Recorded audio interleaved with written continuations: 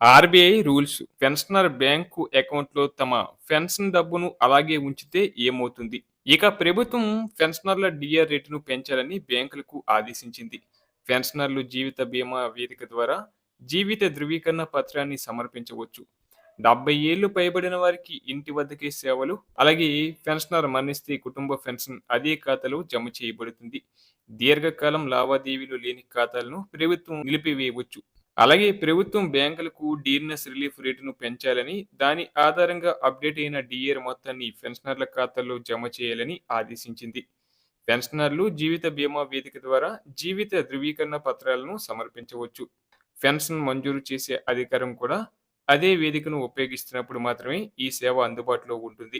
అలాగే 70 సంవత్సరాలు లేదా అంతకంటే ఎక్కువ వయసు ఉన్నవారు, తీవ్రమైన అనారోగ్యంతో బాధపడుతున్నవారు, శారీరకంగా బలహీనంగా ఉన్నవారు ఇంటి నుంచే జీవిత ధృవీకరణ పత్రాన్ని సమర్పించే సౌకర్యాన్ని కల్పించాలని రిజర్వ్ బ్యాంక్ ఆఫ్ ఇండియా బ్యాంకులను ఆదేశించింది. పెన్షనర్ మరణిస్తే కుటుంబ పెన్షన్ మొత్తాన్ని అదే ఖాతాలో జమ చేయాలి. దీనికోసం ప్రత్యేక ఖాతాను సృష్టించాల్సిన అవసరం లేదు. పెన్షనర్ భర్త లేదా భార్య జీవించి ఉంటే కొత్త ఖాతా తెరవడానికి అవసరమైన ఒత్తిడి ఉండకూడదు. పెన్షన్ ఖాతా నుంచి ఎక్కువ కాలం లావాదేవీ జరగకపోతే, దాని నుండి ఎటువంటి మొత్తాన్ని ఉపసంహరించుకోకపోతే ప్రభుత్వం ఆ వ్యక్తి చనిపోయినట్లు భావించి పెన్షన్ చెల్లింపును నిలిపివేస్తుంది. కానీ దీని అర్థం ప్రభుత్వం బ్యాంకు నుండి మొత్తాన్ని తిరిగి తీసుకుంటుందని కాదు.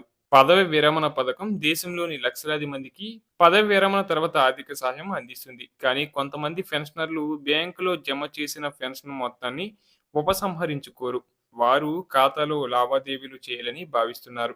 అలా చేస్తే పెన్షనర్ మరణించినట్లు పరిగణించబడుతుంది. అప్పుడు ఈ ఖాతాలో లావాదేవీలు చేయడం అవసరం. అందువల్ల పెన్షనర్లు కనీసం ఒక్కసారైనా నెలలో ట్రాన్సాక్షన్ చేయడం చాలా మంచిది.